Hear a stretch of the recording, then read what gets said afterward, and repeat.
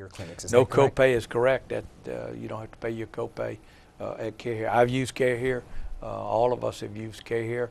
You know, the body mass index, we have found case after case after case, whether it be diabetes or heart or high blood pressure, that we were able to treat now and not have that catastrophic thing that happens, you know, in 6 months or 8 months. As a matter of fact, a couple of people have come up to me and they've lost 100 pounds. And they said, you know, thank you for Care Here, because if I hadn't gone there, I'd have never known this, and I'm more healthy today. So we've saved lives and also saved money. It's a double win-win situation. That's right, and we can save more, and we need to save more, because frankly, as the healthcare costs go up, then somebody's going to have to pay for it, and it will continue to be a partnership. But this year, it does not look like, for going to 2013, there will need to be any adjustment in the premium. Okay. Next question. Why is there no assistant to the municipal court administrator? There is an opening for deputy court administrator. Has been filled one time previously, but hasn't been filled since 2007. There are 3 court supervisors that are very low-paying jobs. We need to have room for advancement and better pay. We certainly agree with advancement. We certainly agree with pay, Commissioner, with the responsibility. I wasn't around in 2007. I got here in March of '09. But philosophically, I'm not a fan of a dotted I, meaning you got a boss and then you got an assistant. Right. What we've tried to do is to take the costs that were in that level and spread it out and have wider supervision and have more first-line supervisors rather than the boss going through the assistant. It's happened in the fire department, it's happened in the police department, it's happened a number of the organizations that we have. Some of them come out to be chiefs of staff as opposed to deputy directors or assistant managers. The courts was just one of those. I do remember making a conscious decision not to fill that particular position, but take that resource and expand one of the first-line supervisor positions, let a number of people in that case get elevated up. Sure. That had not had the opportunity. We didn't have the spot. It's just a management philosophy, and I think one that is more efficient, and it gives the boss direct access to that first-line supervisor, and frankly, better access to the employee body, because you don't have to go through certain layers. You flatten the organization out. Less bureaucracy, more responsive, and correct. Cost efficient. Good deal. Next question, can the city implement a 360-degree performance evaluation for managers? This would allow the mayor to have a greater perspective of managers' performance. It sounds like this is someone that wants the ability to analyze his or her boss. Right. I know they do that in academia a pretty good bit. Can we? Yeah, we probably could. Is it something that I'm a fan of? I really never have seen that, frankly.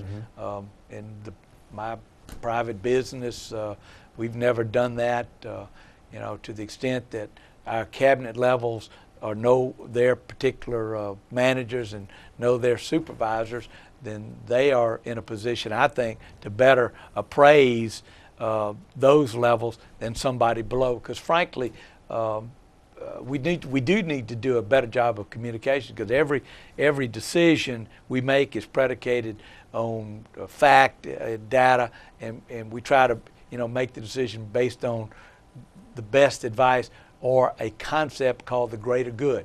Sometimes there are consequences, and they're good and they're bad, and some of them are both good, but there's a better good. So we call it the greater good. So I'm not a fan of 360. It's not something that I would want to get involved in. Having better communications and having more team meetings, those kinds of things I am a fan of, because I think getting the information directly to the people is the best way. And I also believe that the people that are best qualified to do the job are those that know what the job is. Far be it from the mayor's office or even a cabinet office to say how to do A, B, C, D, when the people that are actually doing it understand better. We've talked about a suggestion box or some ideas about how we can save money, and one of these days we will in fact get there. I did that in private business.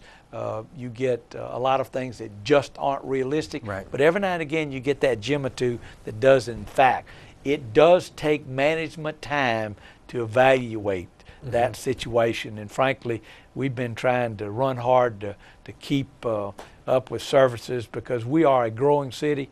You know, we certainly are the #2 population. I have a sneaking suspicion that Birmingham is losing population.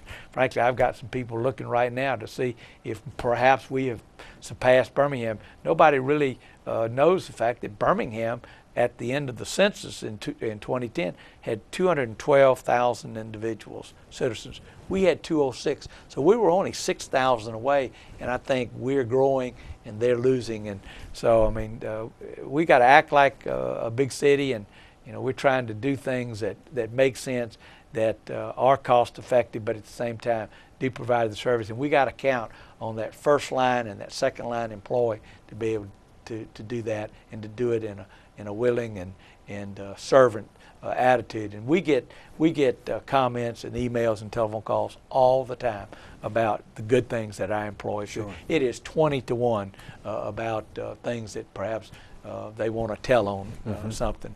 And we don't really worry about that, but we try to celebrate all those victories that they call us about. Get those same calls, and the ratio is about 20 to 1, so that's good. And would we proclaim we're #1 when we surpass them, or? Well, I'll call the mayor. I'll call the mayor of Birmingham and say, "Hey, guess what?" But we probably haven't surpassed them, but we're probably getting close. Good deal. Next question says, how can we promote better communication between departments, managers, and employees? The employee has worked for the city for 4 years. There are only a few dozen people in his or her department, and the management staff cannot remember his or her name. Well, shame on us. Unfortunately, I don't have the best name recall. You do a pretty good job, though. That I should, but yeah. You know, this whole communication is so difficult when you got 2,666 employees getting the message. And this is, frankly, one of the ways that we came up with in a meeting. We had the top 50 managers in the city come together about 3 or 4 weeks ago, and you'll remember sitting around, and that was one of the comments that the managers were making, to have better communications up and down the organizational line. And the Ask the Mayor concept came up, and I'm delighted to do it, and hope we can do it with some frequency. I know there was some reluctance upon people asking the question, because they say, well, you know, if I ask a question, they're going to come down on me. Right. That is absolutely not the issue. I don't have a clue, and I hope you don't have a clue who answered, nor do I, asked these questions, but they're valid questions, they're legitimate questions, and we are working on a communications piece. We've contracted with AUM for a relatively small amount of money to help us as an organization be a better communicator as we try to communicate up and down the line. You've got the publication that hopefully we can get out more frequently, but we get it out once a quarter right now, because once a quarter is not timely enough to get all the things that are out there. But maybe we could do an Ask Mayor column in there and be able to publicize that. And you know, a couple, 3 times a year, maybe once a quarter, we could do this kind of concept. Good deal. Next question, regarding life insurance that city employees are provided. In the private sector, employees can buy up to 3 times what is provided by the employer. This insurance is provided at minimal cost to the employee rather than through an outside provider at a considerably higher rate. This would be a good extra benefit for employees. This would be at no cost to the city. The employee would be responsible for paying it. Just make the life insurance more affordable. This type of insurance benefit is available at federal jobs. My understanding is everyone gets $50,000 term life insurance. Absolutely. At no cost. City pays for that. My understanding is that John Carnell's group is in fact looking at additional benefits that might be added to that. There will be a cost. It's probably a cost that we, the city, would not be willing to add on to, but from an employee standpoint, I thought that there were a couple of private companies that in open enrollment offer additional life insurance. I don't know what the premiums are. It's probably predicated on what your own health issues are and your age and those kinds of things. But I do know that John is looking at that to be able to have additional life insurance, but it will be a cost associated with that. And when that gets finalized, we'll announce it and see what the interest is.